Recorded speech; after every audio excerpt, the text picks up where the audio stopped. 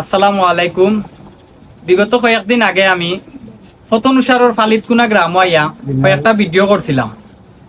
ভিডিওটা করছিলাম ও যে একজন মহিলা দেখতে পারা আমার পিছনে বাত তাই রুগী আসলাম। এখন আলহামদুলিল্লাহ আপনারা সহযোগিতায় তাই মোটামুটি সুস্থ হয়েছেন, তবে চিকিৎসা চলের সুস্থ হয়ে যাবা। তো আজকে আইসি তারা দেখাত আর খোঁজখবর নেওয়াত আইসি।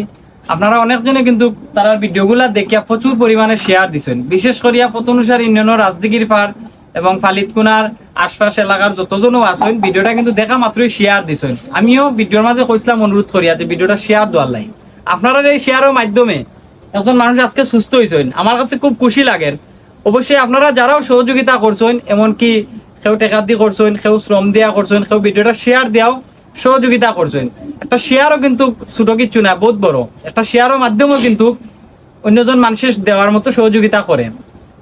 তো আজকে আসলে আমরা আইসি তারারে দেখাত তাই বিভিন্ন সংগঠন হলে তারারে অনেক সহযোগিতা করছেন। এমন কি করো যে ফ্যানটা দেখরা, ফ্যানটা যে চলে ও ফ্যানটা পর্যন্ত আপনারা সহযোগিতা করছেন, পানির ফিল্টার পর্যন্ত সহযোগিতা করছেন।